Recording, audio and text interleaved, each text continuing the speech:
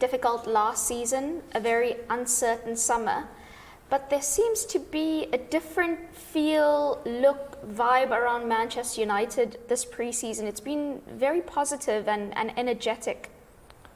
It is, and we are in a project, and we winning 2 trophies, but we want to build on, and we need then the right energy, we need the right spirit and vibe and good ideas to make this happen. Is part of the reason there's been this positivity the fact that the new football leadership team and you and your coaching staff seem to be building this relationship together during pre-season? We've seen Sir Dave Brailsford, Dan Ashworth, Jason Wilcox at the training having conversations with you. There seems to be a very supportive relationship and an open working relationship. Yeah, it's true. We just started and it had to get really to come together, but we have a good start. We already have a good foundation, and we work very hard in togetherness, and that is a foundation to get the success. Can you give us an idea of the relationship? How have you guys been spending pre-season? Do you guys go for meals together? How do you discuss recruitment? Does it have to be penciled in meetings, or can you just speak openly? That happens in different structures, sometimes informal, sometimes formal, sometimes we are on the way in meals, but always together, communicating very strongly with each other, that everyone knows where we are, so we create a vision about our club and about our team.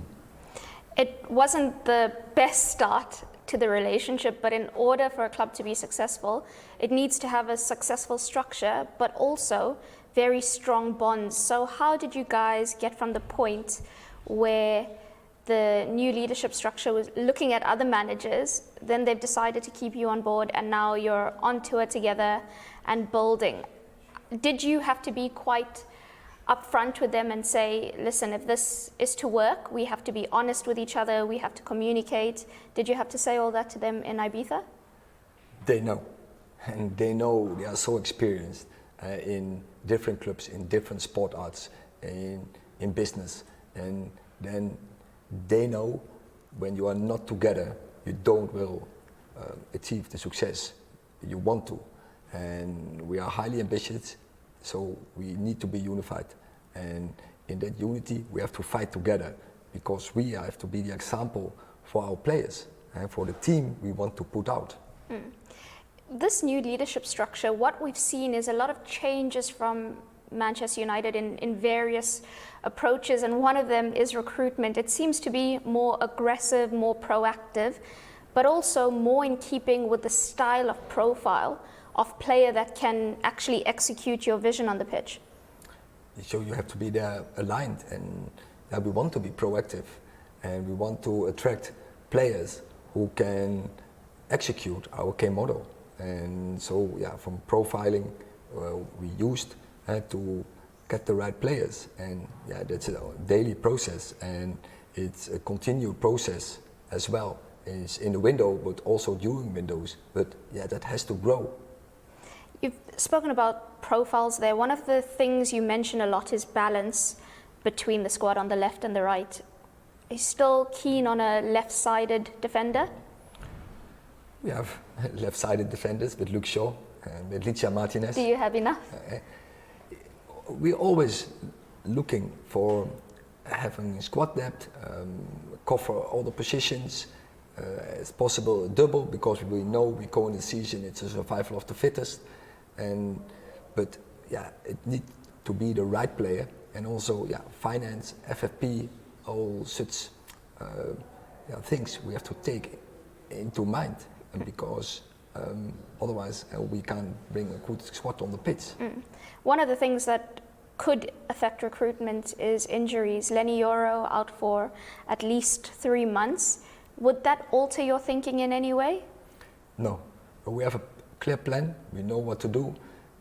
Injuries are part of the process. You can't avoid it, because top football, you go to the edge, and it will happen. And then you need a squad who can cover this. We've spoken about how positive it's been around Manchester United. 33 minutes into the opening game, there's 2 injuries. How do you, as a manager, keep the message that, okay, those are 2 setbacks, but we're not going to let that lead the agenda. We have to keep moving forward, keep being optimistic. It is a blow, a double blow to the start of the season plans, but how do you make sure that the message is still positive? Because we know what we are doing, in what direction we are moving, and so we know exactly the leadership, the coaching staff, the players, where we want to go, and yeah, setbacks is also part from the process, but we have to be ready to deal with the setbacks, and we need a plan underneath who can cover these setbacks. In this restructure that's happened, you've changed a lot in your coaching staff. What have you noticed from the introductions of René and Ruud particularly? So first of all, I'm very grateful for the people who left us, and they were all different. Was it hard to, especially No. with Van der Gaag, to let him go, because you guys have worked together for so long? Very, very grateful what he did for us, but he wants to go another way. He wants to be head coach, similar as with Steve McLaren, and which is good, but also I think for our process is good. And to go into next level, we need again new ideas, new energy, new dynamics, and it will help us to energize the team and to bring the team to a next level.